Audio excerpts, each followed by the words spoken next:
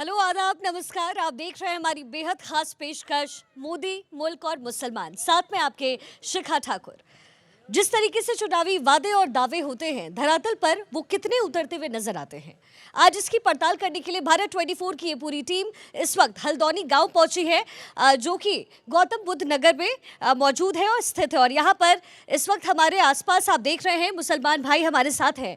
और जो वादे किए गए हैं सरकार की तरफ से, जो दावे ये जो तमाम राजनीतिक पार्टियां हैं वो पेश करती है, वो धरातल पर कितना सफल पाया जाता है, आज इसकी हम यहाँ पर पड़ताल करेंगे। मैं चाहूंगी कि मैं अपने शो की शुरुआत करूं उससे पहले तालियां आपके लिए बजनी चाहिए, क्योंकि आज इस दिन पर आप सबकी यहाँ पर मौजूदगी है। ठंड बहुत ज़्यादा है, लेकिन हम इस वक्त आपके बीच इसलिए मौजूद हैं ताकि जो आपकी बातें हैं वो हम सरकार तक पहुँचा सके, और जो अच्छी चीज़ें हुई हैं, जो अच्छी बातें हुई हैं, वो भी सरकार तक पहुँचे। मोदी जी के 10 वर्ष और पीछे 70 वर्ष की तुलना करनी पड़ेगी। हमारी कॉलोनी में डूब क्षेत्र है नोएडा का, जहाँ 1 लाख लोग रहते हैं, जहाँ 20 साल से लाइट नहीं आ रखी है। वफादारी वतन से हो, यही इस्लाम कहता है। हम अपने दिल के हर गोशे में हिंदुस्तान रखते हैं। क्या होता है, जो नाम वाला है वही बदलाव। 24 में 205 लाख करोड़ कर्जा है। जब कहीं विकास होती है तो कर्जे होते हैं। योजना का सिर्फ बन जाना ही काम नहीं करता है, योजना का पहुंच जाना काम करता है। धर्म से हिंदू, तहजीब से मुसलमान, गंगा में करूं वजू, यही तो है हिंदुस्तान। पिछले 10 साल में क्योंकि भारत जो है उसमें बहुत कुछ बदला है। हम अगर संवैधानिक तौर पर भी देखें और अगर हम इकोनॉमी के लिहाज से देखें तो हमने बहुत बदलाव देखा है, शहर गांव हर जगह। आपने क्या बदलते देखा अपने इस गांव में? बहुत बहुत धन्यवाद आपका। गांव हल्द्वानी में आपका आगमन हुआ है और पहले बार आप आए हैं। जब हम आपका जो ये कार्यक्रम है मोदी, मुल्क और मुसलमान, तो हमें फिर मोदी जी के 10 वर्ष और पीछे 70 वर्ष की तुलना करनी पड़ेगी, तभी हम मोदी को बता पाएंगे। जो 70 वर्ष तक इस मुस्लिम समाज को कांग्रेस ने गुमराह कर वोट तो लेते रहे, परंतु न शिक्षा दी, न रोजगार दिया, न व्यापार दिया, न व्यापार दिया। आज मुसलमान समाज जो गरीब तबका है और कहीं ना कहीं जो पसमानदा समाज है, वो 70% 80% है हिंदुस्तान में। मुस्लिम आबादी में से वो ठेली रेडी मजदूरी करने पर मजबूर कर दिया।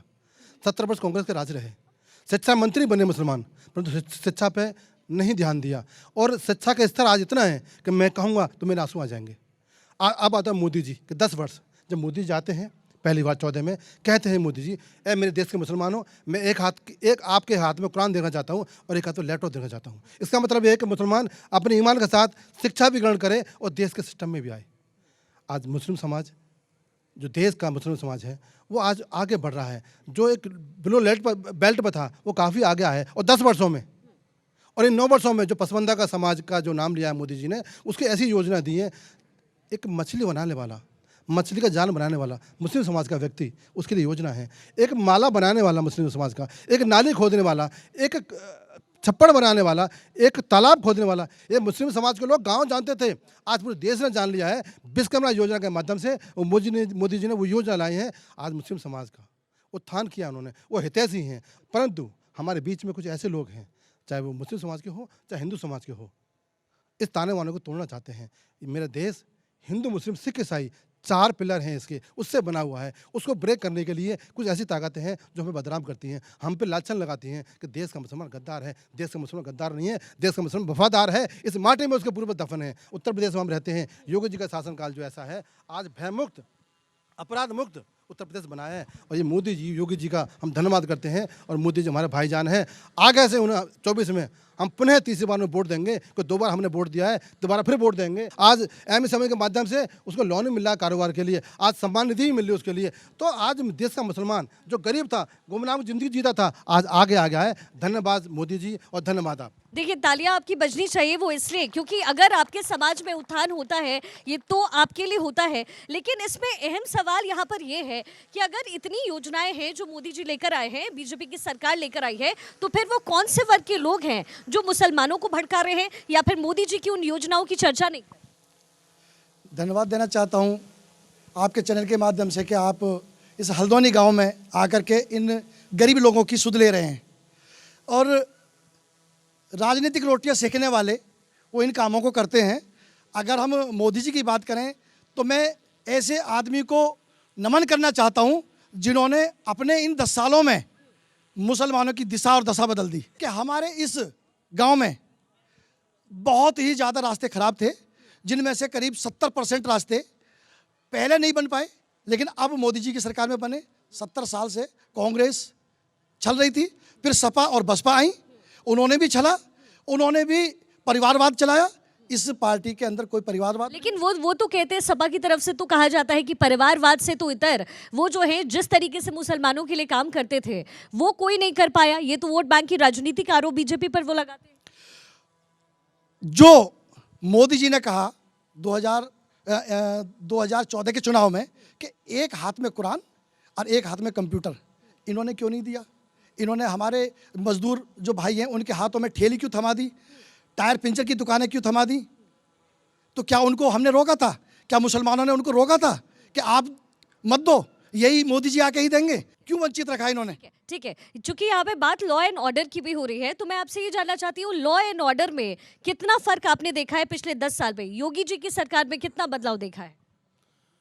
योगी जी ने बहुत काम किया है उत्तर प्रदेश में, और जितना काम योगी जी ने किया है और सरकारों ने नहीं किया।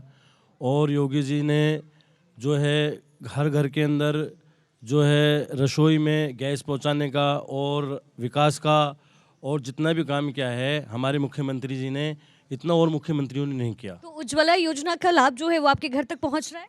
जी पहुंच रहा है, पूरा लाभ पहुंच रहा है उसका, सभी के घर में पहुंच रहा है, मेरे ही घर में नहीं। अच्छा, तो मैं पूछ लेती हूँ, कितने लोगों के घर में यहाँ उज्ज्वला योजना का लाभ पहुंच रहा है?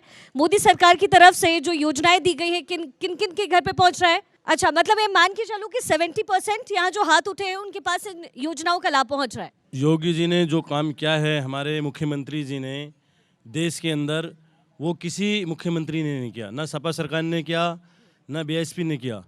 और आज जो रोजगार भी काफ़ी है, ऐसे नहीं है कि रोजगार नहीं है। अच्छा ठीक है, अब चूंकि बात यहाँ पर जब भी उत्तर प्रदेश की होती है और अगर देश की अगर हम बात करें तो बहुत सारी योजनाएं हैं, चूंकि यहाँ पर कुछ युवा जो बच्चे हैं वो भी मुझे नजर आ रहे हैं और युवा वोटर्स पर इस बार प्रधानमंत्री मोदी की बहुत नजर है, पसमानदा मुसलमानों के साथ साथ जो युवा है यहाँ पर। क्या आप लोगों को योजनाओं के बारे में पता है जो आपके काम की योजनाएं हैं? हाँ जी मैडम, हमें पता है, योजना तो चल रही है सारी सरकार की, स्किल्स चल रहे हैं, बच्चे काम सीख रहे हैं और उनके फिर उनको लोन वोन दिया जा रहा है। और ये जो हमारे मुस्लिम समाज के भाई हैं, हमारे जो नेता हैं, आते हैं बताते रहते हैं हम लोगों की कम्युनिटी है वहाँ पे। एक हमारी तरफ से कॉलोनी की मांग है, जो एक बहुत बड़ी प्रमुख समस्या है हमारी कॉलोनी की। हमारी कॉलोनी में डूब क्षेत्र है नोएडा का, जहाँ 1 लाख लोग रहते हैं, जहाँ 20 साल से लाइट नहीं आ रखी है, लाइट है ही नहीं 20 साल से। हम लोग ये आपके माध्यम से सरकार तक बात पहुंचाना चाहेंगे कि हमारी कॉलोनी में लाइट नहीं है। ये तो एक बात जो है हमारे चैनल के माध्यम से सरकार तक पहुंचेगी और हम यहाँ पर मोदी मुल्क मुसलमान शो भी इसीलिए कर रहे हैं ताकि आप सबकी जो बातें हैं वो भी पहुंचे। सिर्फ हमारा मकसद ये नहीं है कि जो काम हुआ है उसको दिखाना है, बल्कि उन चीज़ों को भी उजागर करना है जो ज़रूरतें आपकी है। तो कितना बदला आपका गाँव? मैडम हमारी गली वाली सारी पक्की हो गई हैं। विधायक जी ने, हमारे जो पंकज सिंह जी हैं, उनने सारी गलियाँ हमारी पक्की करी हैं, रोड पक्के हो गए हैं और हमारे यहाँ काम हो रहा है। लोन वगैरह विश्वकर्मा योजना भी आके बता रहे हैं और उस पर भी जो गरीब लोग हैं लोन वोन ले के काम करवा रहे हैं। बस एक हमारी लास्ट समस्या रह गई है, जो बिजली की समस्या है। वो डूब क्षेत्र है हमारी कॉलोनी, इस वजह से लाइट नहीं है, नहीं तो अब तक वहाँ भी लाइट आ गई होती। वहाँ भी लाइट आ गई होती। ठीक है, ये बात सरकार तक पहुँचेगी। और कितना कुछ बदल गया 10 सालों में। अच्छा, कुछ योजनाओं के बारे में मैं पूछना चाहती हूँ। देखिए, बेटियों के लिए भी जो है योजनाएं जो है वो लेकर के प्रधानमंत्री मोदी की सरकार आई। उड़ान योजना के बारे में आप जानते होंगे, और ख़ास तौर पर छात्रवृत्ति जो दी जाती है वो स्टूडेंट्स में 50% लड़कियों को छात्रवृत्ति देने का ऐलान प्रधानमंत्री मोदी की तरफ से किया गया है। क्या आपके घर में इसका लाभ मिला या आपने कोशिश की ये लेने की? जी, हमारे गांव में, मोहल्ले में बहुत सारी बच्चियों को इसका लाभ मिला है और डबल इंजन की सरकार ने बड़े अच्छे काम किए हैं। और जैसे कि नए अभी क्षेत्र डेवलप हो रहे हैं, नई कॉलोनियाँ बन रही हैं, उसमें थोड़े से काम की ज़रूरत है, जो रास्ते अभी नहीं बन पाए हैं। तो आपके चैनल के माध्यम से हम चाहेंगे कि जो जहाँ नई कॉलोनी बन रही हैं वहाँ के रास्तों पर थोड़ा ठीक उनको कराया जाए। बाकी सब बढ़िया है। बस गांव वाले जो है, हल्द्वानी गांव में इस वक्त मेरी मौजूदगी है और यहाँ पर जो गांव वाले हैं वो कह रहे हैं कि अब तक पिछले 10 वर्षों में काफ़ी कुछ बदला है। जो छोटी मोटी परेशानी है, जो दिक्कतें हैं, उनकी भी बातें कर रहे हैं। जी देखिए, जो हिंदुस्तान है ये एक सब फूलों का गुलदस्ता है। अगर इसमें एक फूल भी कमज़ोर होगा तो पूरे गुलदस्ते का समझ लो बेकार है। तो हम तो यही चाहते हैं कि जैसे सब फूल खिल रहे हैं ऐसे मुसलमानों के भी फूल खिले और सबको तरक्की हो, सब बस। और मुसलमान जितना यहाँ का वफादार है किसी मुल्क में आपको नहीं मिलेगा। ये आपने बहुत अच्छी बात कही और वाकई हिंदुस्तान की पहचान ही यही है। अलग कल्चर, जो प्रतिभाएं हैं, सब एकजुट होकर के चलते रहे, यही हिंदुस्तान की पहचान है। देखिए, गवर्नमेंट का काम तो है सब काम करने, लेकिन क्या होता है जो नाम वाला है वही बदनाम है। जो आदमी काम कर रहा है उसके बाधा डालने वाले तो बहुत हैं। तो मोदी जी ने काम किया है। अब काम हो रहा है, नहीं होता तो अब तक हिंदुस्तान पता नहीं कहाँ से कहाँ पहुँच जाता। कानून इतना सख्त हो गया है कि अब तो समझ लो कि कोई आदमी क्राइम करते भी सोचता है, लेकिन ये है कि धीरे धीरे सारी चीज़ें होती है, एकदम से तो होने। तो फिर ये क्यों कहा जाता है कि बीजेपी जो है वो वोट बैंक की राजनीति कर रही है और मुसलमान उन्हें पसंद नहीं करते, ऐसा है क्या? देखिए, ऐसा है, हर एक आदमी सत्ता का भूखा है। हर एक आदमी जब दूसरों को बदनाम करेगा जब भी तो उस पर काबिज होगा। तो हर एक आदमी चाहता है कि मैं दूसरों को अच्छा काम भी करेगा तो उसे बदनाम करना है। अगर अच्छे काम की तारीफ कर देगा तो फिर वो किस तरीके से पहुँचेगा। आप क्या करते हैं, क्या नाम है आपका? मैं एडवोकेट राशिद अली। राशिद जी, तो क्या कुछ बदलते आपने देखा? किस योजना का लाभ आपके घर तक पहुंचा, क्या कुछ? जो मुसलमानों ने नाम जहाँ भी रखे थे उनका इलाहाबाद प्रयागराज कर दिया। कितना खर्चा आया? 300 करोड़ का। आबादी कितनी है? 140 करोड़। अगर 2-2 करोड़ भी पब्लिक को देते तो कोई भी गरीब ना रहता, सभी गरीब हैं। बताओ कौन सा कह दिया? मैंने ये देखा, हमारे एडवोकेट साहब कह रहे थे हल्द्वानी मोड़ इतनी नीची थी, ये हमारे बीजेपी राज में बनी है। हाँ, इतने बड़े बड़े गड्ढे हुआ करते थे, ये मोदी राज में बनी है। आप हल्द्वानी के हैं? हाँ जी, वो मोदी राज। तो राशिद भाई जो है वो कह रहे हैं कि यहाँ पे जो भी लोग हैं वो नहीं है। आप कह रहे हैं आप यहाँ मैं हल्द्वानी का रहने वाला हूँ और ईदगाह वाली हाजी मुकर्रम के सामने, कय्यूम के सामने घर है मेरा। और मैंने देखा हल्द्वानी मोड़ के अंदर आदमी कमर कमर तक पानी रहा करता था, हमारी गाड़ी पलट दिया करती थी। आज रोड देखो, आगे बंद करके चले जाओ। सर, आप अब कुछ कहना चाहेंगे? बहुत बहुत शुक्रिया आपके चैनल से। मैं ये कहना चाह रहा हूँ कि जब से मोदी सरकार आए हैं, ये सरकार बनी है, हमारे मुसलमानों को दिल से डर निकली जा रही है। क्योंकि पहले लोग जो है से गुमराह करते थे, कांग्रेस की राज रही, सपा की राज रही, उन लोगों ने यही कहते थे कि बीजेपी आएगा तो सबको भगा देंगे, आपको हिंदू बना देंगे, आपको ये कर देंगे, बहुत तरह की बातें करते थे।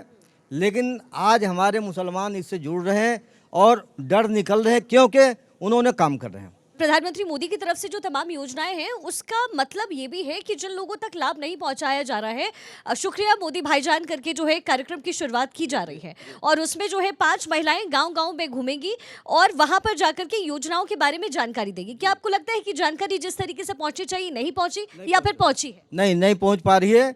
दूसरी चीज़ है कि हमारे मुस्लिम भाई, औरतों, बच्चों जो है अभी तक जो है से शिक्षित नहीं थे, क्योंकि जो सरकार थी हम लोगों को दबा के रखा था, बंधुआ मजदूर बनाया था, हम लोगों को खुला छूट नहीं मिला था, न पढ़ पा रहे थे।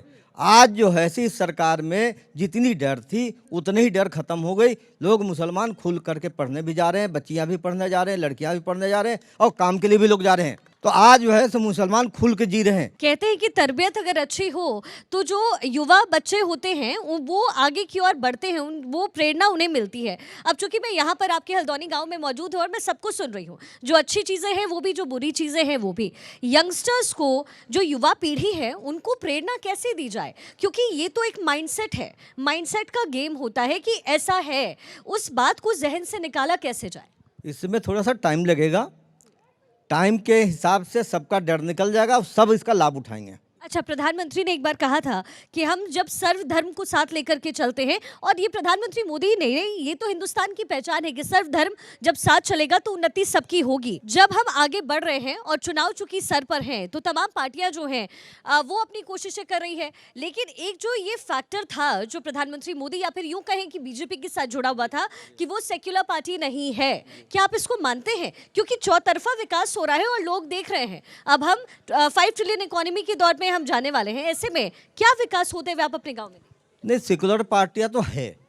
अब जैसे कि अभी हमारे राशिद भाई ने कहा कितने कर्जे हो गए, जब कहीं विकास होती तो कर्जे होते हैं, नाम से फर्क नहीं पड़ता, है हमें विकास चाहिए, शिक्षा चाहिए, इस पे हमें ध्यान देना। घर में रोजी रोटी चाहिए, ये बहुत ज़रूरी है। क्या बदल रहा है, क्या बदला जाए, लेकिन सबसे ज़्यादा ज़रूरी है कि जो बच्चे हैं, जो युवा पीढ़ी है, वो पढ़े लिखे, और इसी को लेकर के जो योजनाएं हैं वो चलाई जा रही है। अच्छा, मैं सवाल आपसे अब ये करना चाहूँगी, यूनिफॉर्म सिविल कोड को लेकर के ये जो मुद्दा है बहुत ज़्यादा गर्मा रहा है। जाहिर है 2024 में लोकसभा चुनाव इस साल है और बिल्कुल सर पर ये चुनाव है। यूनिफॉर्म सिविल कोड क्या समझ आता है, क्यों इसका विरोध हो रहा है?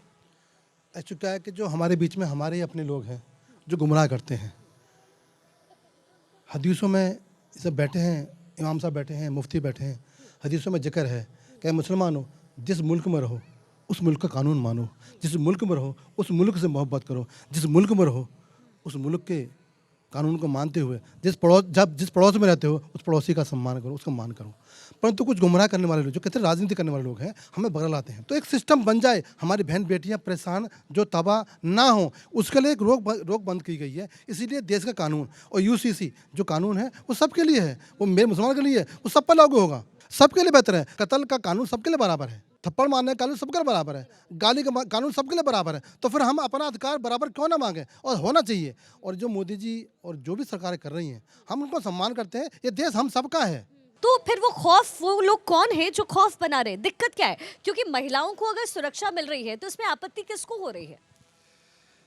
जो खौफ की राजनीति करते हैं, जो इस बात का फ़ायदा उठाते हैं कि भाई ये लोग अनपढ़ हैं, शिक्षा इनमें नहीं है, उसका खौफ दिखा करके जो राजनीति करते हैं उसका फ़ायदा वो उठाना चाहते हैं। कोई भी मुसलमान जो पढ़ा लिखा मुसलमान है वो इसको जानता है, इसके फ़ायदे भी जानता है, लेकिन केवल डर दिखाने का काम उनका है जो केवल पॉलिटिकल और राजनीतिकल फ़ायदा उठाना चाहते हैं। आप डॉक्टर हैं पेशे से जी, तो पहला सवाल मेरा बहुत संक्षिप्त में उत्तर चाहूंगी आपसे, क्या बदला? और यूनिफॉर्म सिविल कोड जिसका जिक्र मैं अभी कर रही थी, क्योंकि ये सबसे बड़ा चुनावी मुद्दा अब रहने वाला है। जो विपक्षी पार्टियां हैं वो इसको भुनाने की कोशिश करेगी। मोदी गवर्नमेंट जो है वो चाहती है यूनिफॉर्म सिविल कोड आए, यानी कि सबको समान हक हो हिंदुस्तान के अंदर। मेरा कहना यह है जी कि मानो एक हिंदू लड़की हो या मुस्लिम लड़की, अगर पुलिस में उसकी भर्ती हो जाती है तो क्या वो वर्दी नहीं पहनेगी? तो अगर उसमें तो एक सिविल कोड ही है। तो इसी प्रकार से जो ये नियम लगाया गया है, ये देश के विकास के लिए लगाया गया और अच्छे सोसाइटी में बैठने के लिए लगाया गया कि सभी लोग उसी हिसाब से कार्य करें, यानी कोई दिक्कत नहीं है। अच्छा, आप पेशे से चूंकि डॉक्टर हैं, इसलिए मुझे लगता है आपसे ये सवाल पूछना वाजिब भी होगा। आपके घर में बच्चियां होंगी? जी हैं। और उन्होंने पढ़ाई की है? क्या कर रहे हैं वो? जी पढ़ाई कर रहे हैं। अच्छा, हमारी लड़की खुद डॉक्टर की पढ़ाई कर रही है। आप पढ़े लिखे थे, आपने अपने बच्चे को पढ़ाया, क्या सरकार ने या किसी ने रोका आपको? क्या कहा कि आप नहीं पढ़ा सकते? सरकार ने तो किसी को पढ़ने के लिए नहीं रोका है। पिछले जो सरकारें रही है उन्होंने इसको रोकने का प्रयास किया, क्योंकि लोगों को गुंडे और बदमाश बनाया, विकास के लिए गति उन्होंने दी नहीं। लेकिन मोदी जी और योगी जी जब से आए हैं, गुंडाराज को खत्म किया है और सबको समान अधिकार देकर के जीने का पूर्ण अधिकार दिया है। हम भी जब छोटे हुआ करते थे, हमें लगता था अगर डर है तो हम कोचिंग्स नहीं जाते थे, लेकिन ये डर का माहौल जो है वो बदल गया है, अब लोग सुरक्षित हैं। आप क्या मानते हैं? तो बहुत अच्छी बात है। आपको नमस्कार। पहले जब मुलायम सरकार जब था और अखिलेश मायावती, इतना प्रशासन नहीं था टाइट। हाँ, जब मोदी जी जब से आए हैं और योगी जी बहुत अच्छे काम कर रहे हैं, बहुत बेहतरीन, यानी वेरी गुड। लेकिन कमी यह है कि कुछ कहीं काम हो रहा है विकास, कहीं नहीं हो रहा है। आज हमारे कॉलोनी में आज 15 साल हो गया कि आज गली नहीं बनी है। मैं बहुत बार मैंने बोल चुका, लिखित में भी मैं दिया कॉलोनी के बारे में, लेकिन अभी तक विकास नहीं हुआ। तो मेरा कहना यह है कि विकास जहाँ जहाँ नहीं हो रहा है वहाँ मोदी सरकार एक आदमी को खड़ा कर दे, पूछे कि हाँ यहाँ विकास हुआ है। पसमानदा मुसलमानों को लेकर के जो है वो माइंडसेट पूरा क्लियर किया गया है। पसमानदा मुसलमान, जो कि मुसलमानों में 80% उनकी आबादी है, पसमानदा मुसलमानों के लिए क्या काम होता हुआ आप देख रहे हैं, क्योंकि आपके सानिध्य में लोग काम करते हैं? पासमानदा में काम हो रहा है वैसे, और पासमानदा के लिए वादा किया जा रहा है, जो वो भी काम होगा। और पासमानदा मुस्लिम जो है मोदी जी के साथ है। आप कुछ कहना चाहते हैं योजनाओं के बारे में? और अब आगे चूंकि सरकार बनाने की जो है प्रक्रिया शुरू होने वाली है, 2024 लोकसभा चुनाव का इंतजार एक लंबे वक्त से था, और प्रधानमंत्री मोदी हो या फिर बीजेपी हो या फिर कांग्रेस भी हो, कहीं ना कहीं समाज को साधने की कोशिश होती रही है। तो क्या इस समाज को साधने की कोशिश में कुछ बदलाव मुस्लिम समाज में भी हुआ है? देखिए, मुस्लिम समाज का जो बदलाव है वो ग्राउंड लेवल पे दिखना चाहिए। कोई भी काम कर रहे हैं, कुछ भी कर रहे हैं तो ग्राउंड लेवल पे दिखना चाहिए। तो आप बताइए किस लेवल पर आपने क्या महसूस किया? ये तो आप जो बातें कह रहे हो बिल्कुल सटीक कह रहे हैं, सही कह रहे हैं। जो भी योजनाएं हैं, योजना का सिर्फ बन जाना ही काम नहीं करता है, योजना का पहुंच जाना काम करता है। जब आपके पास कोई सी भी चीज़ की कनेक्टिविटी पहुंचेगी नहीं तो आप उसका लाभ कैसे उठाएंगे? नहीं तो पिछले 10 सालों में क्या पहुंचा है और क्या नहीं पहुंचा है? आप बताएं मेरे को, आपके ग्राउंड लेवल पे मुसलमानों के पास क्या पहुंचा है? ये आप बताएंगे बेहतर, मैं नहीं। मैं तो आपके गांव में पहली बार आई हूँ, मैं समझने की कोशिश कर रही हूँ कि यहाँ पर क्या आपको लाभ मिला और कहाँ जो सरकार है वो चूक गई। हम ग्राउंड लेवल पे अगर आज यूपी की बात करें, यूपी में सिर्फ लॉ एंड ऑर्डर आता है कॉमन के लिए, जिसमें कोई हिंदू नहीं है, कोई मुस्लिम नहीं है, कोई सिख नहीं है। लेकिन अगर आप ग्राउंड लेवल की चीज़ देखेंगे तो उसमें से मुसलमान को पीछे खदेड़ा जा रहा है। आज की डेट में अगर मैं एप्लीकेशन अभी देता हूँ, मैं गारंटी मेरा 1 साल तक लोन पास नहीं हो। ऐसा क्यों? अब बताएं कि क्यों? ये तो सरकार बताएगी। नहीं, आप जहाँ पर जाते हैं सारे पेपर वर्क आप सब सारे कंप्लीट करने के लिए तैयार हैं, सब फॉर्मेलिटीज़ करने के लिए तैयार हैं, हमारे पास सारे पेपर्स हैं कंप्लीट। जब आप ग्राउंड पे जाते हैं, ग्राउंड पे जाने के बाद यहाँ कितने भाई हैं जो हाथ उठा के कहेंगे कि हाँ जी उनको बहुत इजीली लोन मिल गया? बताएं मेरे को, कितने भाई हैं इजीली? इजीली तो भाईजान मतलब लोन में तो थोड़ी प्रक्रिया होती है, क्या मतलब है? प्रक्रिया का मतलब ये है कि जो आपके पास में वहाँ पर अगर एलोकेट हुए हैं कि 100 लोगों को लोन मिल रहा है तो 100 में से 2 को मिल गया, 3 को मिल गया और वो हाथ उठा के खड़े हो गए। ग्राउंड पर कितने लोग हैं जो इकोनॉमिकली यहाँ पर अपग्रेड हुए हैं? मतलब आप कह रहे हैं कि बदलाव नहीं हुआ है? देखिए, बदलाव की जो प्रॉब्लम है, बदलाव का हिसाब किताब, मुसलमान तो 1947 में खदेड़ दिया गया था। अंग्रेज़ों ने उनके साथ में दोहरा व्यवहार शुरू कर दिया था, एक पाकिस्तान बना दिया ले आके, और यहाँ के जो मुसलमान थे बच्चे कुछ उनके लिए परेशानी खड़ी कर दी। ठीक है, ये तो सबसे पहला हमारे लिए प्रॉब्लम क्रिएट 1947 में कर दी गई। आधे हम लोग वहाँ जल रहे हैं, आधे यहाँ पर जल रहे हैं। जो रह गए हैं बाकी बचे हुए हैं, उनके साथ में भी कोई ना कोई किसी भी लेवल पे ग्राउंड के ऊपर डिस्क्रिमिनेशन है। इनका कहना बिल्कुल दुरुस्त है। आज ये समाज बैठा हुआ है, शायद गांव के रहने वाले हैं। शौचालय जो मूलभूत सुविधा थी हमारी बहन बेटियों की, क्या घर घर तक पहुँचे हैं? तो क्या मुसलमानों को नहीं मिले हैं? कोई एक मुसलमान कहते हैं कि हाँ हमें छोड़ा गया है और हिंदू घर में दिया गया हुआ है।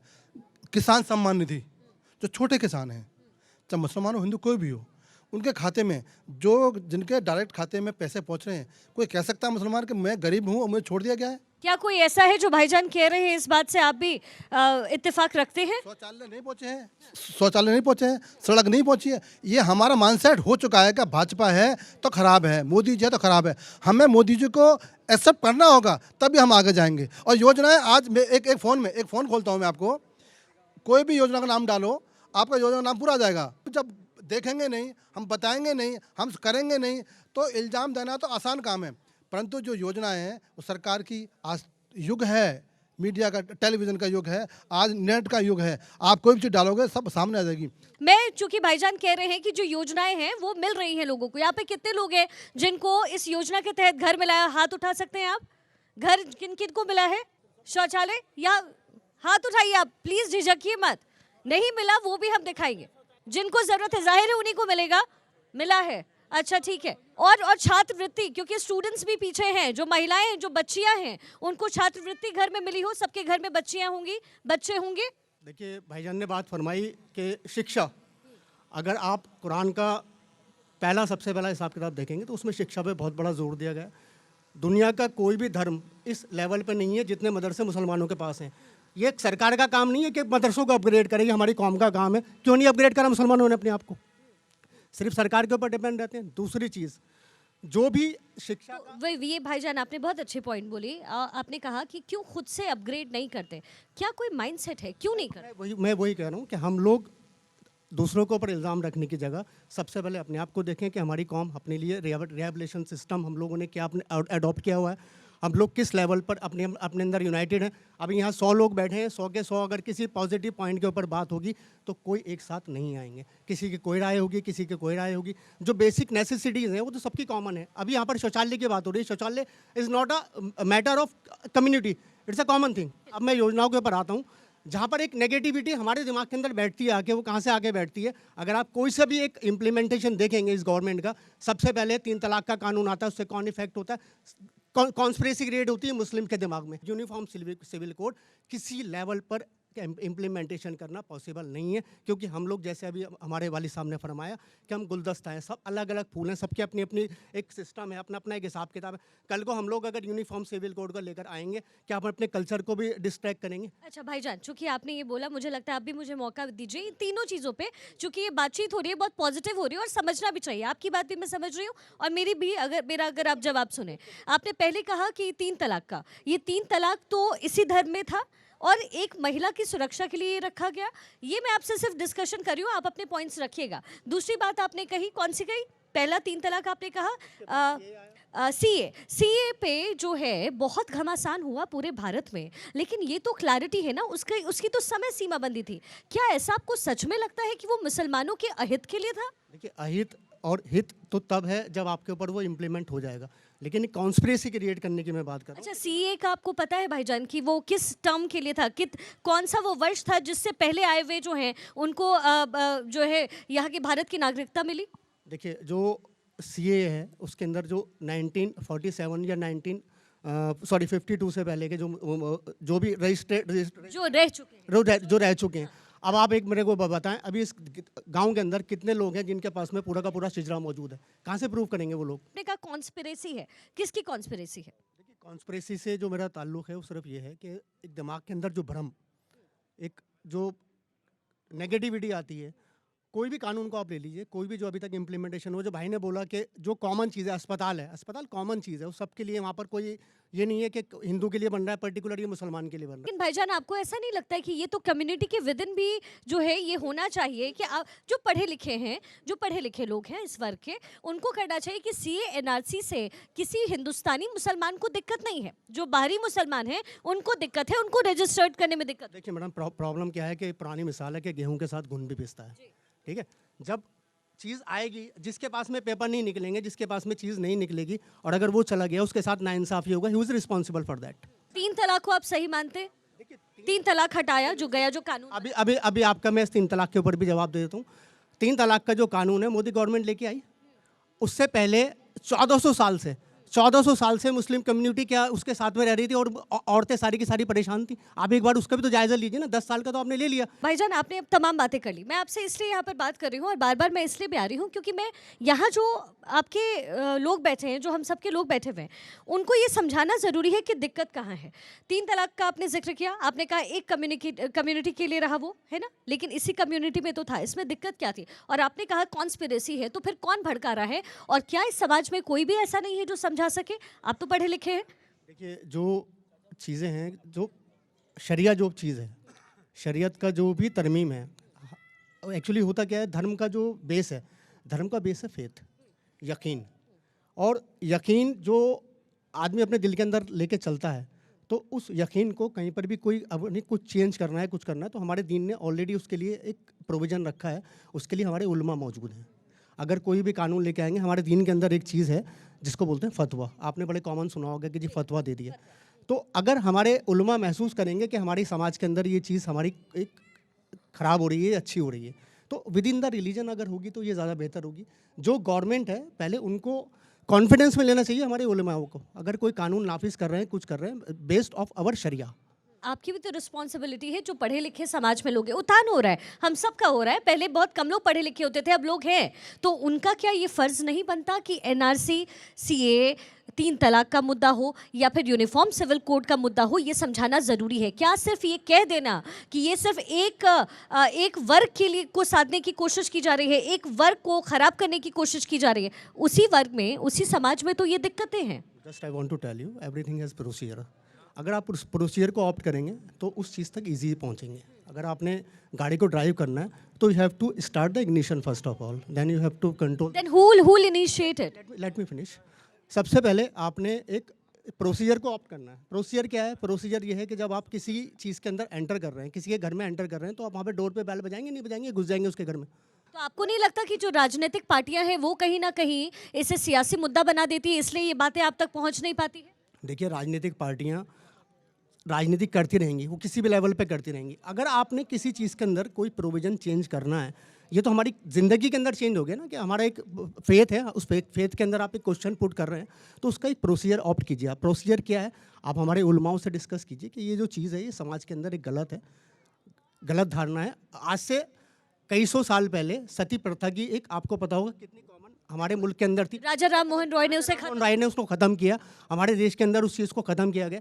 अगर कहीं पर लग रहा है कि 3 तलाक एक क्वेश्चन मार्क है, तो उसका प्रोसीजर होना चाहिए, ना कि उठाया और हमारे सर पे लाद दिया।